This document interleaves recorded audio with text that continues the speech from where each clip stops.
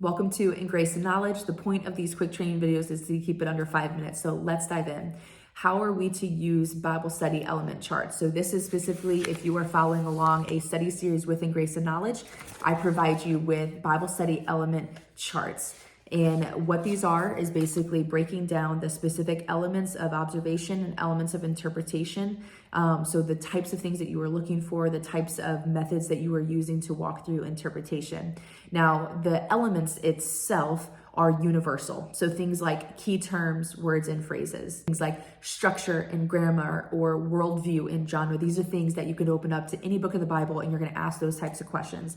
What the chart does for you is it takes the things that you are learning in a book overview, so specifically to the book that you are studying. So let's say you are studying the book of Acts. So Acts, things that are going to be key, things that are related to the mission of Acts is going to be different than what's going to be the mission of Ecclesiastes or Revelation or what have you, right? And so basically what we're doing is we're taking all the information that you get in a book overview about the genre, the audience, the recipients, the mission of the book, the themes that you're looking for, all that type of stuff.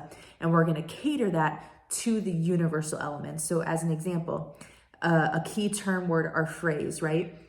Something that is key is going to universally is going to apply to the mission and purpose of the book being written, right? So if we know what the purpose and mission of the book is, then that is what's going to make it key. So let's say for the book of Acts, and it has to do with the spreading of the gospel and the birth of the church, the triumph of the gospel. You could kind of go on and on. If there is a term, word, or phrase that is in relation to that general mission, then is going to be key in our text.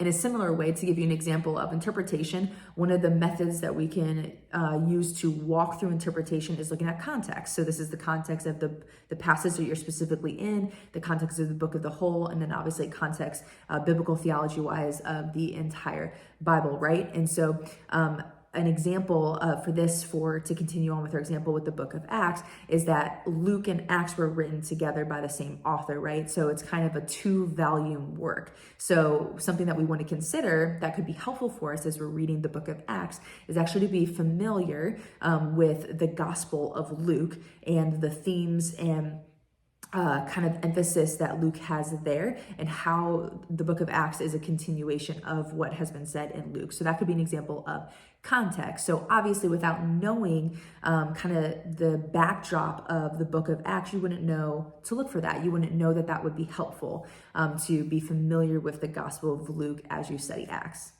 So this is just a really quick overview of how to use the Bible study element charts. So basically what you do is you just keep these handy next to you as you study, and you can refer back to them to help guide you as you're observing and as you're interpreting, and obviously also as you're applying.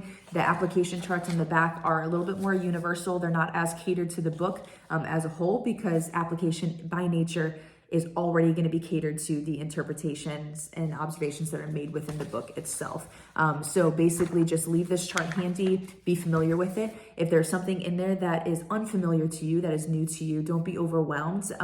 Just continue to start to get familiar with these terms and this method, and figure out what works best for you to use these charts as you go through your study. But that's how they're designed, is to reference them and for it to be a guide and a guardrail for you as you go through the process of observation and interpretation. So hope that's helpful.